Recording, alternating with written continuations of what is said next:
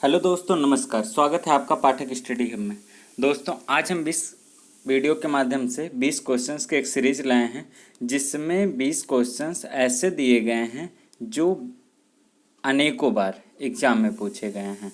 ये कह सकते हैं कि लगातार कई बार एग्जामों में पूछा गया है और बहुत ही इम्पॉर्टेंट है। तो इस वीडियो को पूरा देखें और यदि आपने हमारा चैनल सब्सक्राइब नहीं किया तो चैनल को सब्सक्राइब कर लें और बेल आइकन को दबा दें, जिससे कि कोई भी वीडियो हम अपलोड करें तो नोटिफिकेशन सबसे पहले आपको प्राप्त हो। चलते हैं, वीडियो की शुरुआत करते हैं।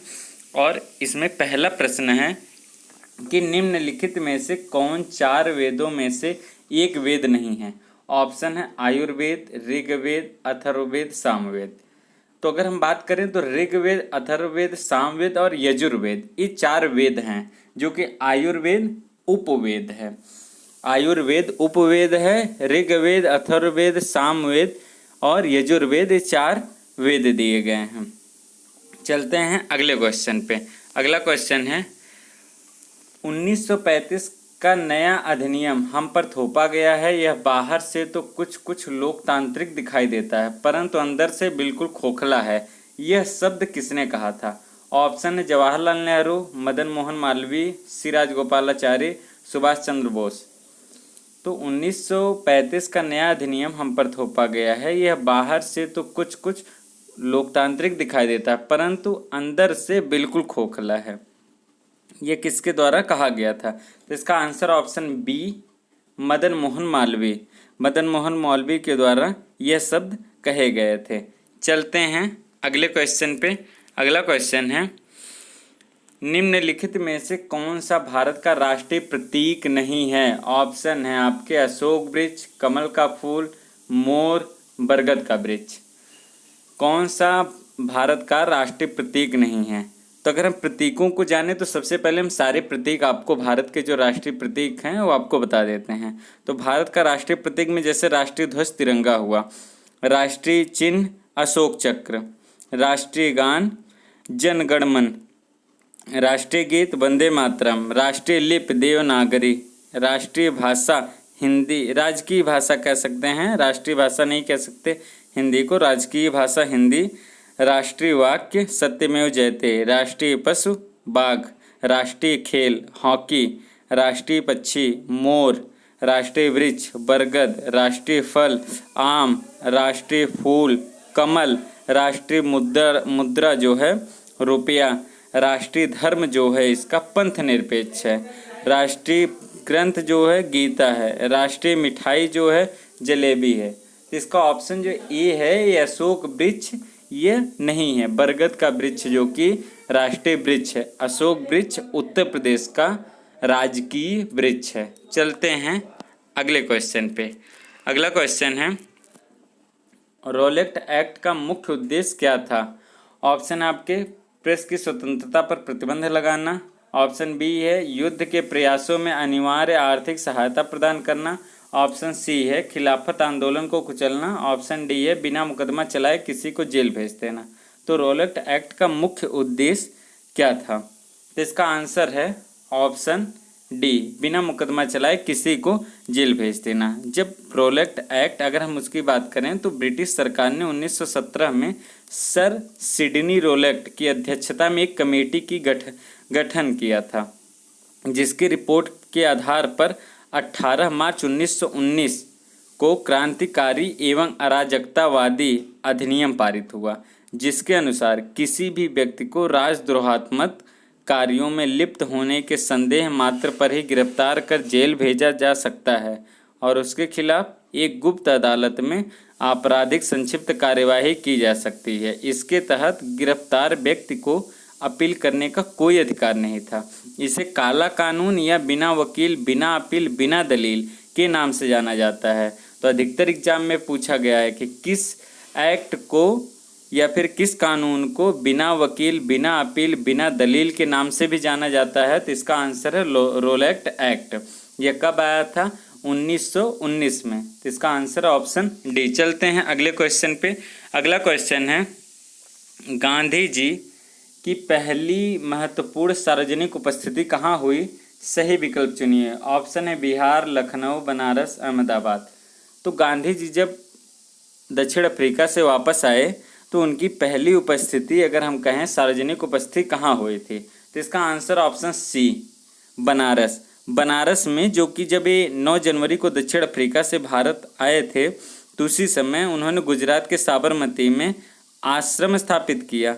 भारत आने के बाद वे किसी आंदोलन में भाग न लेकर के भारत भ्रमण पर निकल पड़े। इसी दौरान मदन मोहन मालवीय के बुलावे पर बीएचयू के स्थापना समारोह में शामिल हुए थे, जहां बनारस आए थे। तो इसका आंसर है ऑप्शन सी बनारस। चलते हैं अगले क्वेश्चन पे। अगला क्वेश्चन है, निम्नलिखित पुस्तकों में से कौन सी पुस्तक पारसी संप्रदाय से संबंध रखती है? ऑप्शन है जिंद अवेस्ता, बाइबल, गीता, तोरा। तो बाइबल तो आप जानते हैं कि क्रिश्चियन समुदाय से, गीता हिंदू धर्म से, तोरह जो कि यहूदी समुदाय से, और जिंद अवेस्ता जो कि ऑप्शन बच रहा है, ये पारसी संप्रदाय से संबंध रखती है। तो ये कह सकते हैं कि जो महत्वपूर्ण पुस्तक है, जो कहा जाता है कि धार्मिक पुस्तक जिसे माना जाता है, तो जिंद अवेस्ता पारसी की, बाइबल क्रिश्चियन समुदाय, गीता हिंदू धर्म और तोरह यहूदी समुदाय की धार्मिक पुस्तक है। चलते हैं अगले क्वेश्चन पे। अगला क्वेश्चन है, निम्नलिखित में से कौन ऐसे क्रांतिकारी थी जिसने भारत से बाहर रहकर कार्य किया? जो भारत से बाहर रह करके भी कुछ लोगों ने कार्य किया, उनमें कौन नाम है इसमें? तो ऑप्शन है आपके विजय लक्ष्मी पंडित, एनी बेसेंट, सरोजिनी नायडू, भीकाजी कामा। कौन ऐसी क्रांतिकारी थी जो भारत से बाहर रह करके कार्य किया, देश को स्वतंत्रता दिलाने का कार्य भारत से बाहर रह करके किया? तो इसका आंसर ऑप्शन डी भीकाजी कामा। ये पारसी क्रांतिकारी भीकाजी कामा थी। ये पेरिस से वंदे मातरम नामक साप्ताहिक पत्रिका आरंभ की।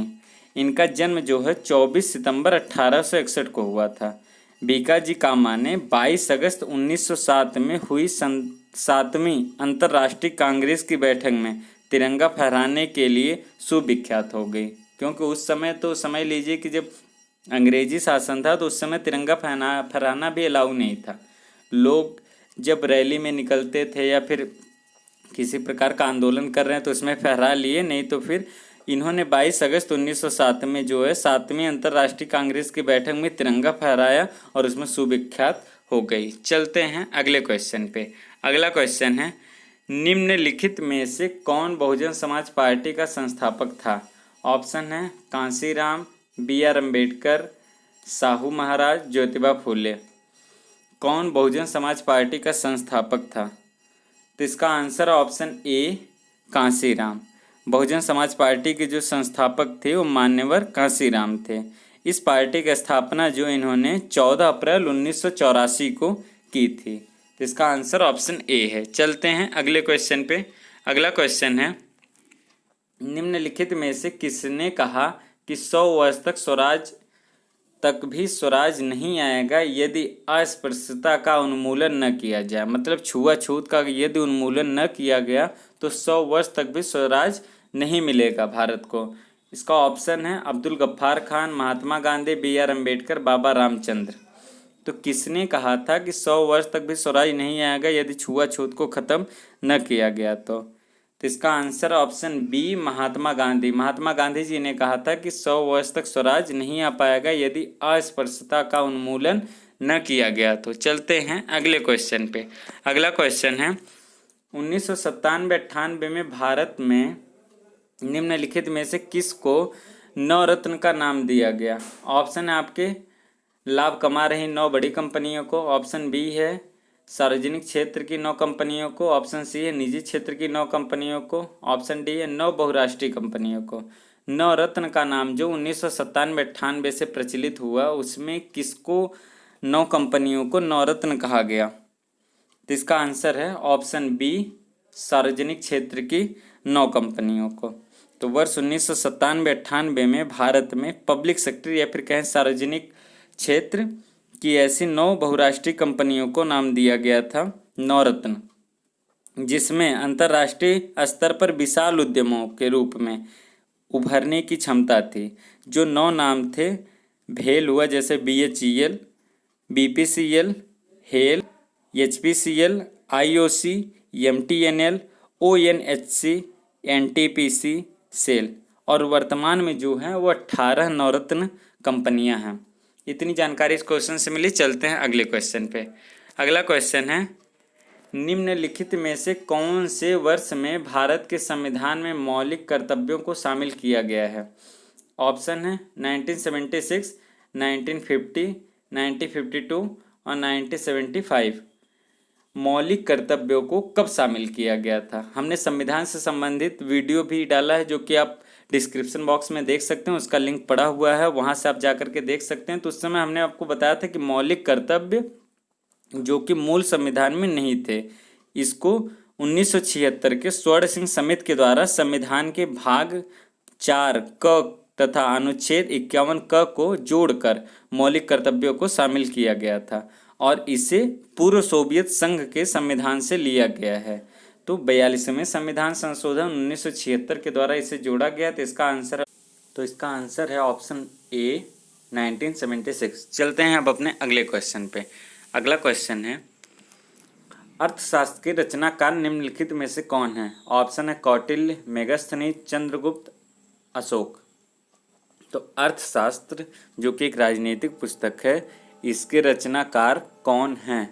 तो इसका आंसर है ऑप्शन ए कौटिल्य। कौटिल्य जो कि चंद्रगुप्त मौर्य के प्रधानमंत्री थे।